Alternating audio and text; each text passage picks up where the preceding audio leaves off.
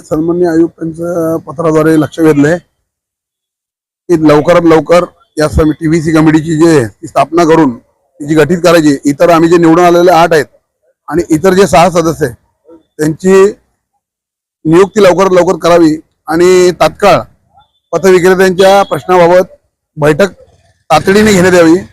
कारण सहाय्यक आयुक्त प्रभाग क्षेत्र अधिकारी जे आहेत ते मनमर्जीप्रमाणे कायद्याची पायमल्ली करून सरसकट कारवाई करतायत पात्र फेरीवाल्यांवर। पात्र जे पथविक्रेते आहेत जे नोंदणीकृत आहेत जे अधिकृत आहेत आता, कारण निवडणुकीमध्ये ज्यांनी ज्यांनी मतदान केलं ते सर्व अधिकृत आहे असा शासनाची मान्यता आहे।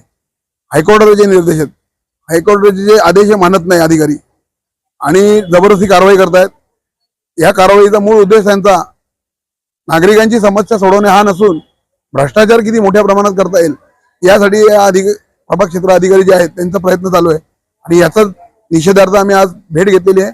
4 तारखेला डोंबिवलीमध्ये या सर्वांच्या निषेधार्थ मोर्चाचं आम्ही आयोजन केलेलं आहे। जर अधिकारी कायद्याची पायमल्ली करत असतील तर यांना आम्ही रस्त्यावर घेराव घालणार। कायद्याने दिलेला आमचा हक्क आहे तो मिळवणार। पथविक्रेत्यांना लायसन दिले पाहिजे, त्यांचं पुनर्वसन हे झालंच पाहिजे। तुम्हाला कायदा जर राबवायचा असेल तर कायदा अधिकाऱ्यांनी सुद्धा पाळणं गरजेचं आहे, फक्त पथविक्रेत्यांनी पाळायचं आहे असं असेल। आणि ही जी भ्रष्टाचार आहे आम्ही खपून घेणार नाही। या विरोधात आम्ही रस्त्यावरची लढाई लढायला सुद्धा तयार आहोत। निवडणुका झाल्यानंतर सुद्धा जर यांच्या वागणुकीत बदल करत नसतील आणि बेकायदेशीर ही कारवाई करत असतील तर याचा आम्ही रस्त्यावर उतरून निषेध करणार, विरोध करणार। वेळ प्रसंगी आम्ही यांच्या विरोधात हायकोर्टात जाणार।